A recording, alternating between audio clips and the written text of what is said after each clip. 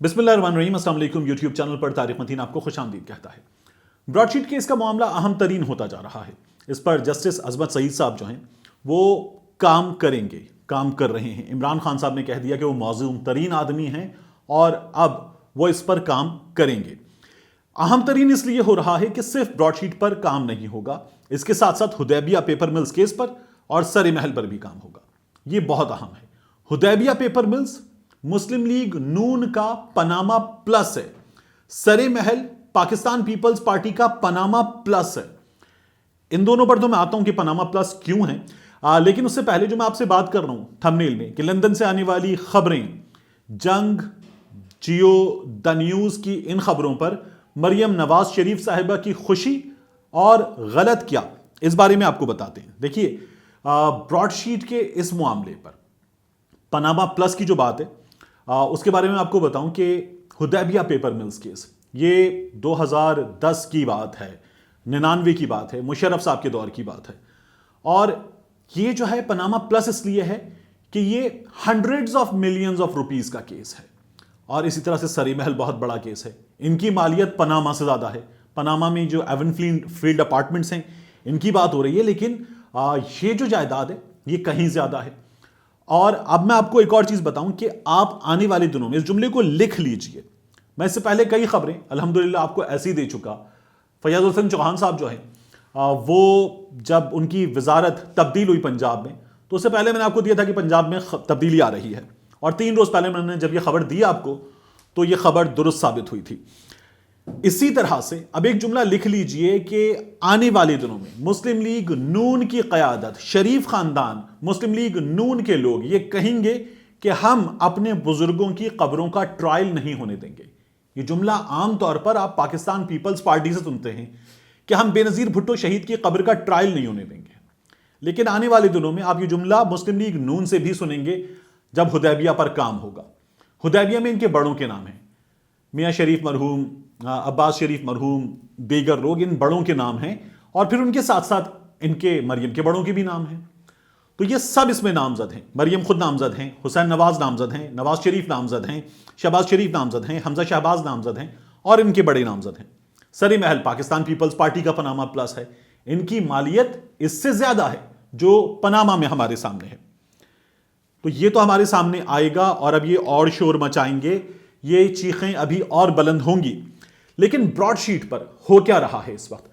Broad sheet پر بہت ساری چیزیں سامنے آ رہی ہیں، اور اس پر بجائے اس کے کہ کچھ ہو، کچھ کام ہو، جرنلسٹ کام ہو، انویسٹیگیشن کا کام ہو، کچھ چیزیں سامنے آئیں، کمیشن کو کام کرنے دیا جائے، اپوزیشن ہمیشہ سے ایک کام کر رہی ہے کہ چیزوں کو متنازع بنا دو، شخصیات کو متنازع بنا دو، کیس کو متنازع بنا دو، ادارے کو متنازع بنا دو، تاکہ ان کی کرپشن پہ بات نہ ہو سکے۔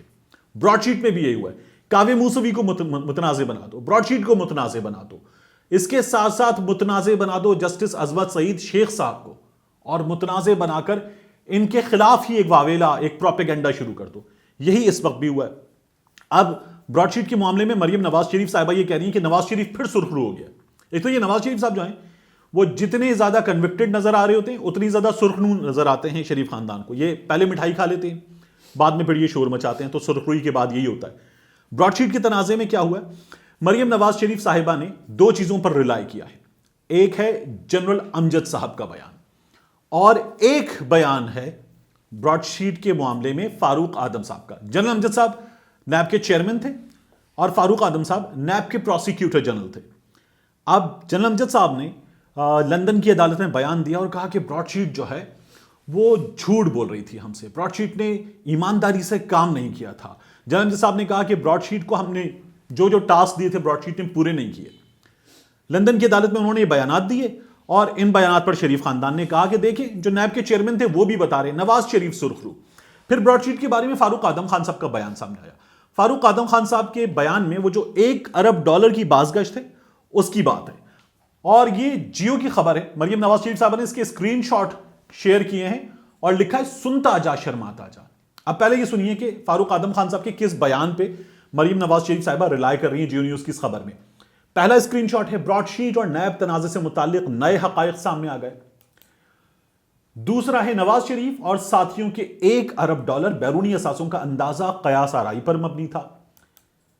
نیب کے پروسیکیوٹر جنرل فاروق اعظم خان نے عدالت میں اپنے ہی حلف نامے سے انحراف کیا۔ فاروق اعظم 2010 میں کیے دعووں سے 2015 میں مکر گئے۔ 2015 میں فاروق اعظم خان صاحب 2010 میں جو بات کر رہے تھے اس سے مکر گئے۔ 2010 میں وہ $1 ارب کی بات کر رہے تھے، 2015 میں کہا کہ جناب یہ تو ہمیں قیاس آرائیوں پر، اندازوں پر، افواہوں پر مبنی لگتا ہے، اور انہوں نے اپنی بات سے انحراف کر لیا۔ مریم نواز شریف صاحبہ اس پر لکھتی ہیں، سنتا جا شرماتا جا۔ 2015 میں فاروق اعظم خان صاحب نے یہ بیان دیا، کیوں دیا اور کیا ہوا، یہ بہت اہم ہے۔ بیان اس لیے دیا کہ فاروق اعظم خان صاحب خود بھی ان لوگوں میں شامل تھے جن پر ذمہ داری عائد ہو رہی تھی۔ تو فاروق اعظم خان صاحب جو ہیں 2015 میں عدالت میں یہ کہہ رہے تھے کہ جناب یہ بیان قیاس آرائیوں پر مبنی تھا اس لیے کہ پاکستان کو بڑا بھاری جرمانہ ٹھکتا۔